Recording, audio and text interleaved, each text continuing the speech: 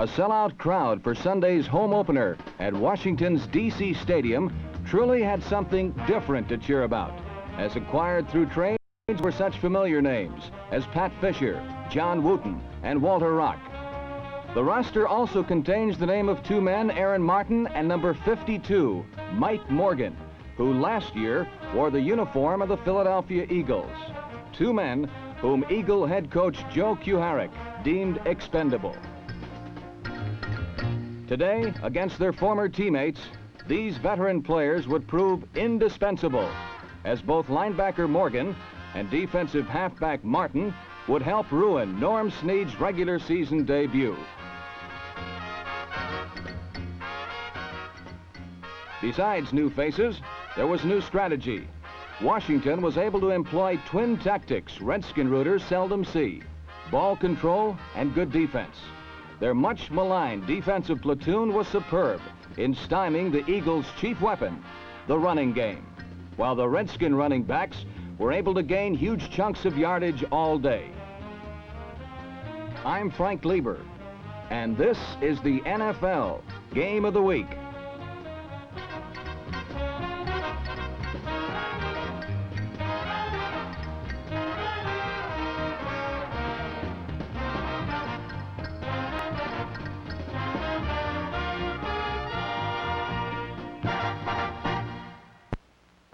In confrontations between these two teams, explosive aerial displays usually result, and quarterback Sonny Jurgensen started right off by going to an old favorite, Bobby Mitchell. But the new look quickly became apparent as setbacks Jerry Allen, number 20, and Steve Thurlow behind the kind of blocking they would receive all day from a reconstructed offensive line consistently tore through wide holes in the Eagle defense.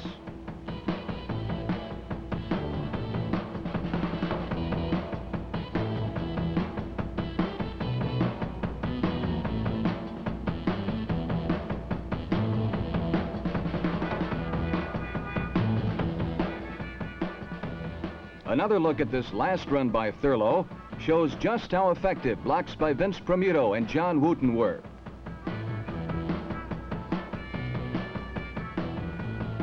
However, the Eagle defense, headed by veteran middle linebacker Dave Lloyd and defensive back Nate Ramsey, stiffened on the next two plays.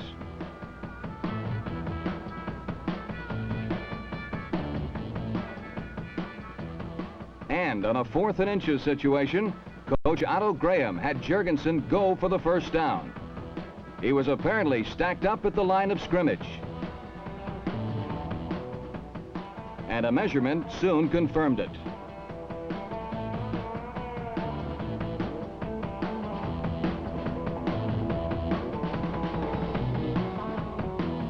The Eagles took possession on their 41-yard line.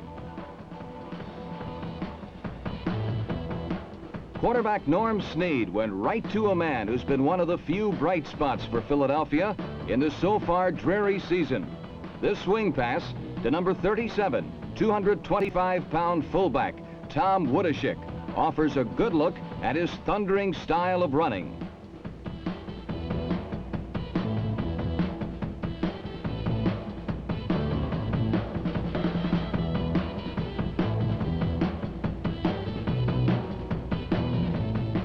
And seems to give Wudashik a chance to look right back.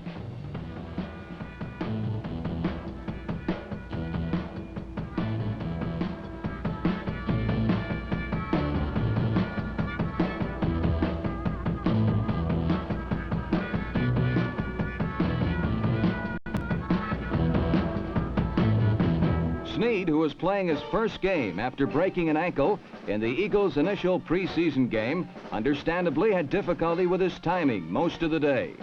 On this pass, meant for number 18, Ben Hawkins, defender Aaron Martin added to his problems with a good defensive play.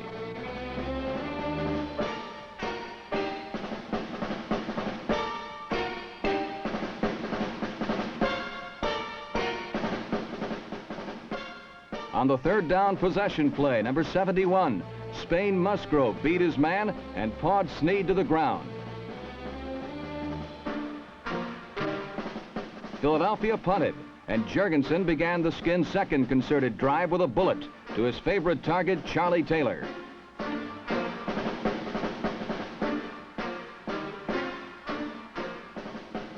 On the next play, the Washington quarterback executed a picture screen pass, turning to his receiver only at the last moment and lofting the ball over the onrushing lineman to Thurlow, who ran behind a convoy of blockers for a first down.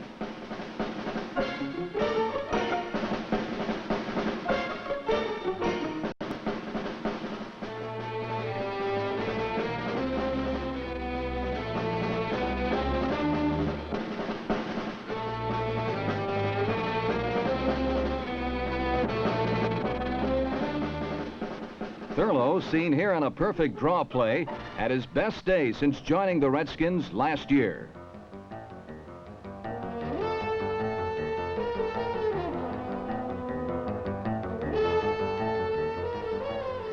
Jurgensen continued to go with the short passes, but Charlie Taylor couldn't con Alvin Heyman out of the tackle.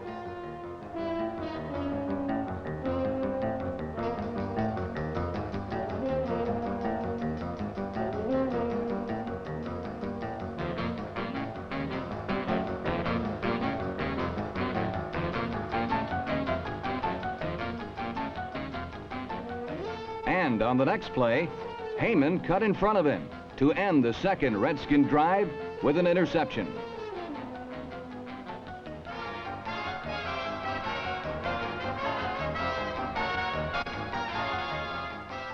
The super slow motion camera shows Heyman barely hung onto the ball and evidences Taylor's excellent pursuit in making a swiping tackle.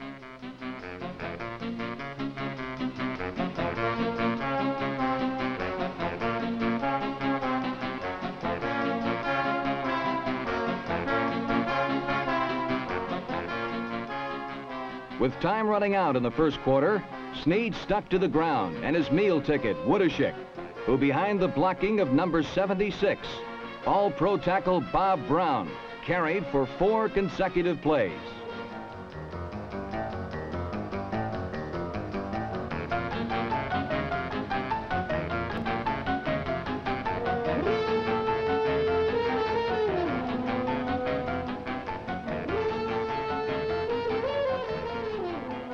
It was obvious Eagles' strategy called for their ground game to be directed at former teammate Morgan on the left side of the Redskins line.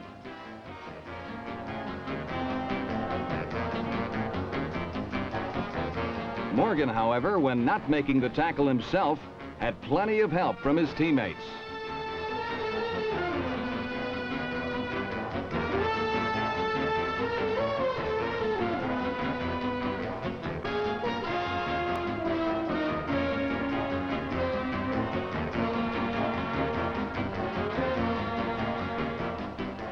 And an unproductive first quarter ended with the score, Washington nothing, Philadelphia nothing. Trying to break the scoreless tie and finding no success on the ground, Snead was forced to the air, and linebacker Morgan made the trip a bad one. His steal in Eagle territory led to a 24-yard field goal, and Washington went out in front 3-0. The next time he had the ball, quarterback Snead was rudely reintroduced to another old teammate, Aaron Martin. Jurgensen wasted no time in exploiting the second break, and Washington began a lengthy, time-consuming march down the field. He continually hit his setbacks with short passes for good gains.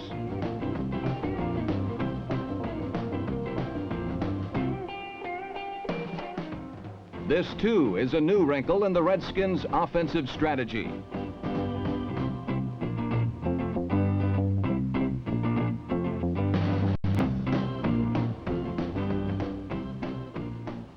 But when necessary, he could still rely on his fleet wide receivers, like Mitchell, who was playing today in place of the injured Jerry Smith, and Taylor, last year's league-leading receiver.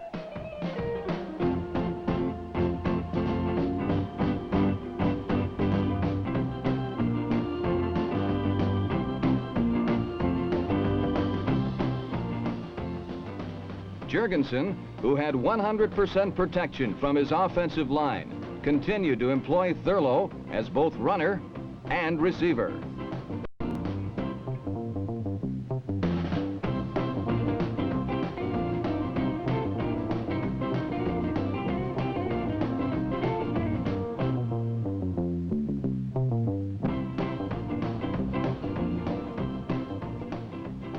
The 2-minute warning having been given, the Redskin quarterback raced the clock with quick pitches to his backs, who immediately headed for the sideline.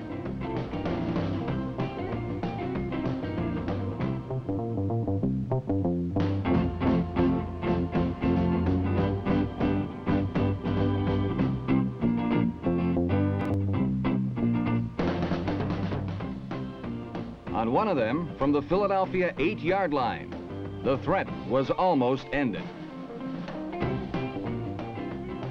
Deciding to do it himself, Jurgensen shocked the Eagles with a beautiful fake and bootlegged an unfamiliar route into the end zone for the touchdown. Washington now led 10-0. With 40 seconds remaining, Snead finally found Ben Hawkins with a strike.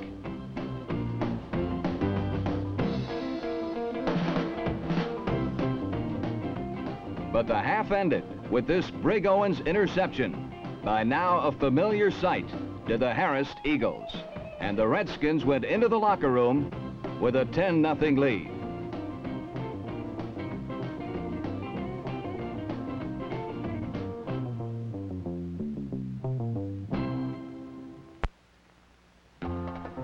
The second half opened with an exchange of punts. The first one was important because it gave everyone a taste of what the Eagles' number 30, Alvin Heyman, could do with a little room to maneuver, and was a forecast of things to come.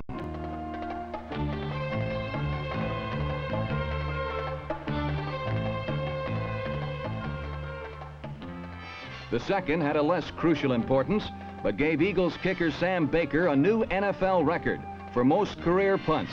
This was his 661st, and like the Eagles' performance up to now, it rolled dead on the Redskins' 19. Jurgensen then mounted a precision-like drive for which he's become so renowned.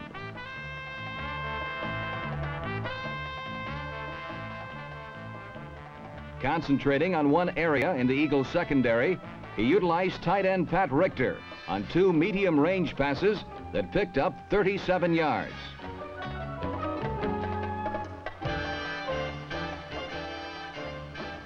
On the last play, Jurgensen was afforded excellent protection by his line, something he was blessed with all day.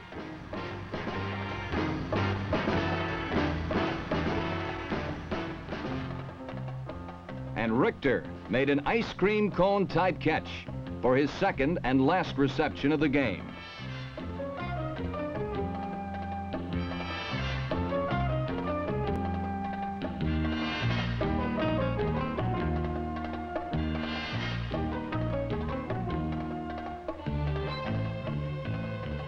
A.D. Whitfield slanted off tackle for 6 as Washington continued to exhibit a ball control offense.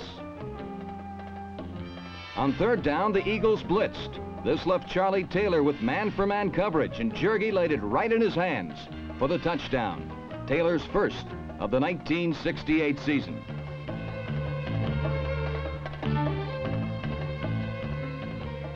On the replay, Jurgensen's pass carried 30 yards right into Taylor's arms. Taylor bobbled, but had full possession before he left the green of the end zone, and the touchdown was complete. Now, late in the third quarter, Washington had a one-sided 17-0 lead, and it looked like the Eagles would have preferred bed rest to their humiliating performance thus far. Philly's only bright light continued to be number 30, Alvin Heyman, the return specialist acquired from the Colts in a trade for Timmy Brown. He started another Eagle attempt with this 32-yard kickoff return.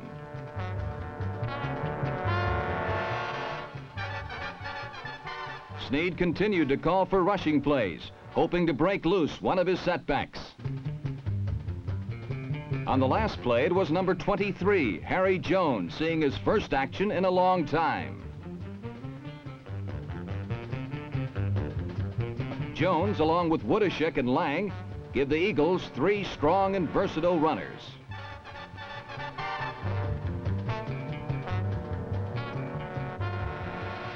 But the Redskins were defensing the rush well, and down by 17 points, with a little over a quarter left, Snead had to put the ball into the air. Here he barely missed Ben Hawkins on 3rd down from the Redskins' 38.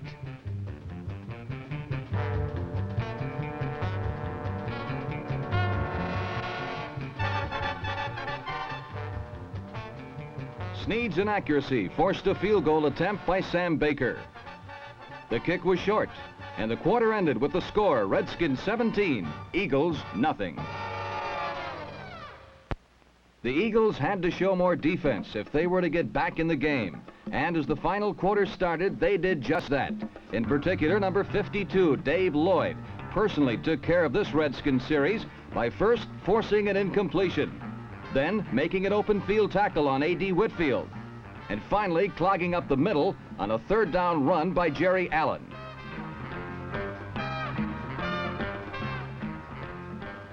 Lloyd's individual efforts forced a punt by the NFL's leading punter, Mike Bragg, and he showed why he leads the league by booming a 60-yarder to Heyman.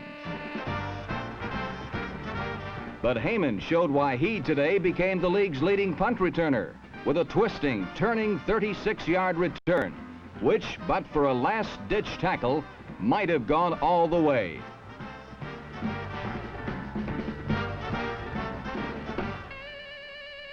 Alvin Heyman's superb style is worth review. A 5th-year man from Southern University, Heyman is quickly erasing the memories of Timmy Brown from the minds of Eagle backers.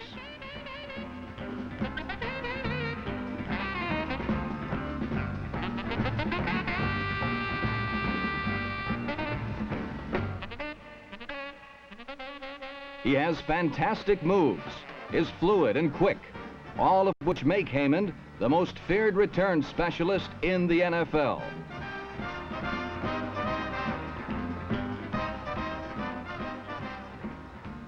On this return, his own great move may have prevented a touchdown as he juked a Redskin defender toward him. The defender was able to stick out a hand and trip the agile Heyman at the Eagles' 41-yard line.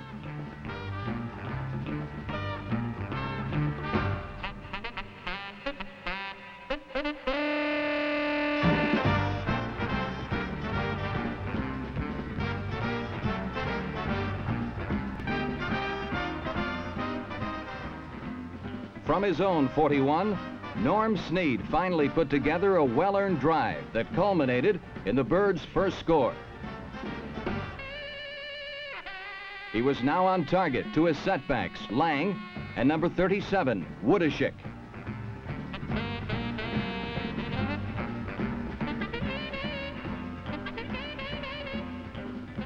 Woodishik might have had a longer gain on the last play, but lost his balance after avoiding a futile attempt at a tackle by number 40, Aaron Martin.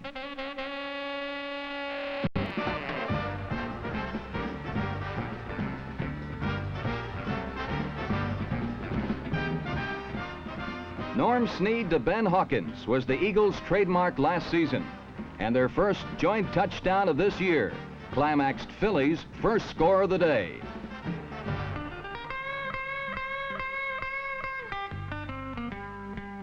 On the replay, it can be seen that Snead faked to his setback, who then helped protect him while he lofted a slightly underthrown pass to Hawkins.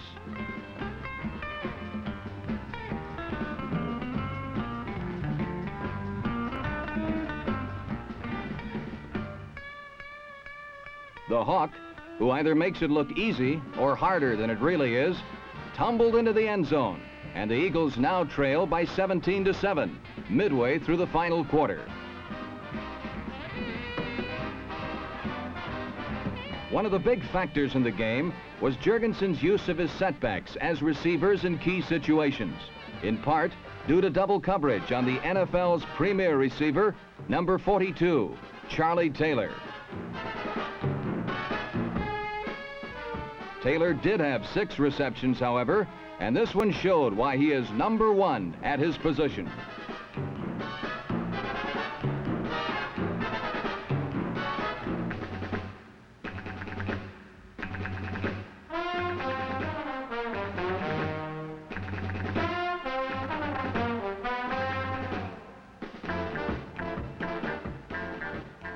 But ball control was the real key for the Redskins today.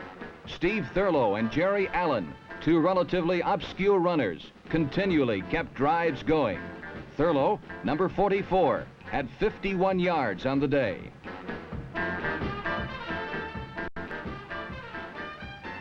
This drive was stopped when number 67, John Wooten, on the right side of the screen, was detected holding the Eagles' Harold Wells. One of a few Redskin mistakes on the day. The penalty forced a punt, and the Eagles took over.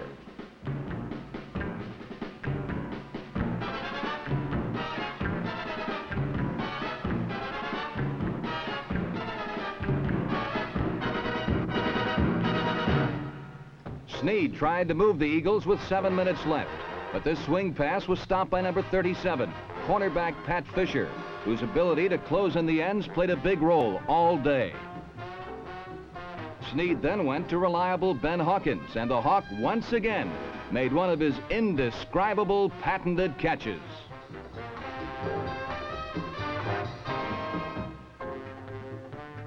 Hawkins made his 6th and last catch of the day, as Snead's accuracy improved greatly in the second half.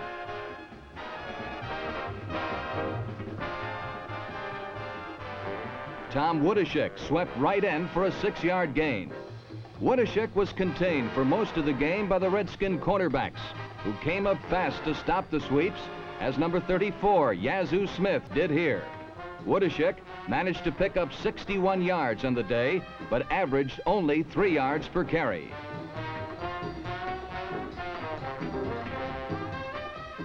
Snead was now fighting the board and the clock, and Lang got out of bounds with this pass on the Skins' 27.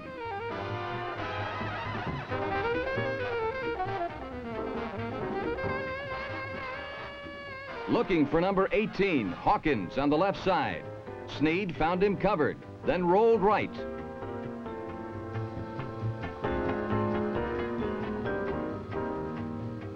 He fired a bomb intended for Lang.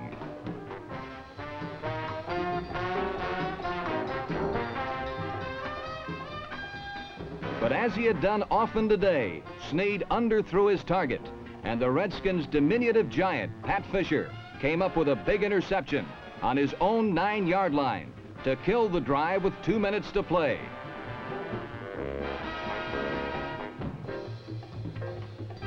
Jurgensen went for a bomb to Taylor on 3rd and 13, and only a superior effort by cornerback Al Nelson saved a touchdown. The 4th down punt was again boomed out of the end zone by Bragg.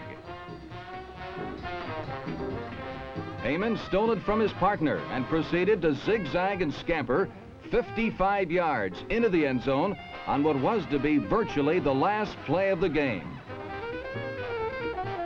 Heyman's 3rd return of over 30 yards assured him of leading the league, but despite Alvin's personal joy, the Eagles had scored too little, too late, and as a team were in the league cellar, losing to a superior Washington club 17-14.